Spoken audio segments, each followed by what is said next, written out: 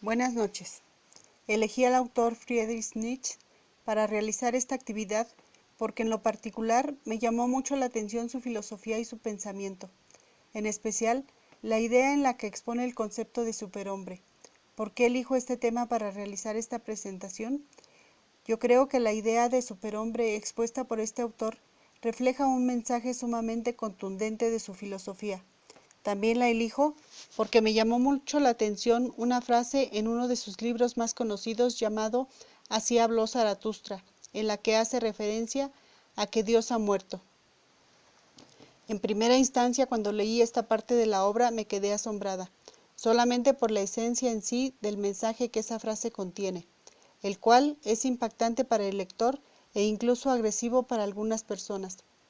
Continuando con la lectura del libro y desentrañando un poco más esa idea que Nietzsche ofrece en el mismo, me doy cuenta que el superhombre es un concepto sumamente objetivo,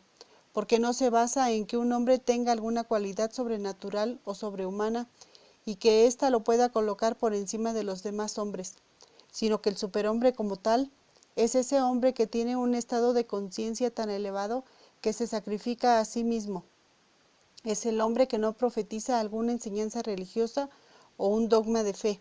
y es por eso que el hombre algún día llega a colocarse en el peldaño donde actualmente se encuentra Dios.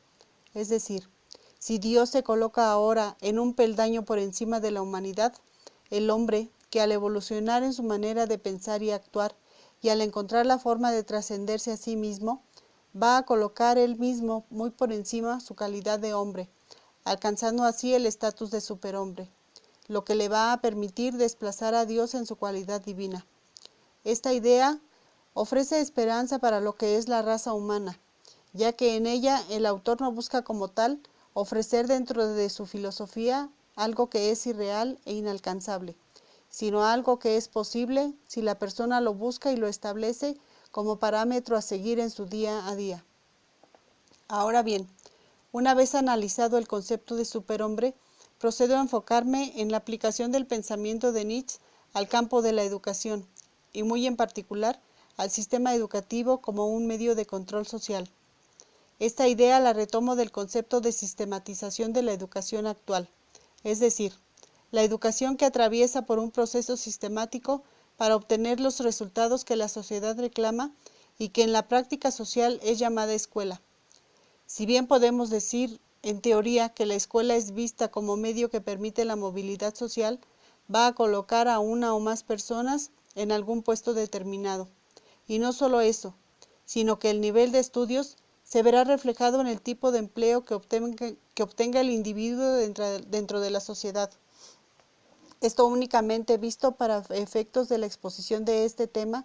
y dejando a un lado otros aspectos intrínsecos y extrínsecos de cada persona, como pueden ser la capacidad financiera y habilidades para emprender negocios. Esta idea solamente aplica en el supuesto de que la educación tuviera ese monopolio para crear empleos. Si esto fuera cierto y la sistematización de la educación fuera el único medio para obtener empleo dentro de la sociedad, estaríamos hablando de que ésta sería la creadora de sujetos que conforme tengan mayor o menor nivel académico, van a acceder a mejores o peores empleos. En ese sentido, la educación sistematizada se vuelve una maquinaria maquiladora de personas que, dependiendo de su nivel educativo, trabajarán para fábricas, corporaciones, empresas, bancos o para el gobierno a cambio de un salario,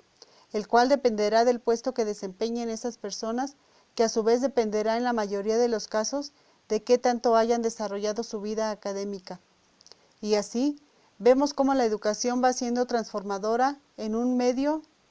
para la creación de individuos que serán útiles en un mundo donde la industria, el gobierno y las empresas son quienes otorgan la mayoría de los empleos, a excepción de la gente que se autoemplea. Sin embargo, los objetivos que persigue la educación pueden ser planteados por quienes posteriormente van a ser los contratistas de la gente que ya fue educada. Si consideramos que el gobierno, la industria y las empresas son quienes van a contratar a la gente que recibió o no educación, entonces pudiera darse el supuesto de que sean estos quienes puedan exigirle al sistema educativo determinados objetivos meramente particulares, es decir, al utilizar el sistema educativo como un medio de obtención de conocimientos necesarios para realizar una determinada actividad, pudiéramos verlo como el fabricante de un producto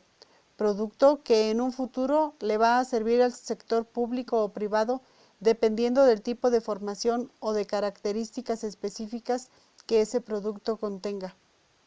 Ahora bien, suponiendo que la escuela es una fábrica de productos, siendo este planteamiento muy frío, pero tomándolo en cuenta para los efectos antes mencionados, la escuela sistematizada y los empleadores que cada vez más exigen la especialización de conocimientos en una determinada área son los vendedores y compradores del producto respectivamente.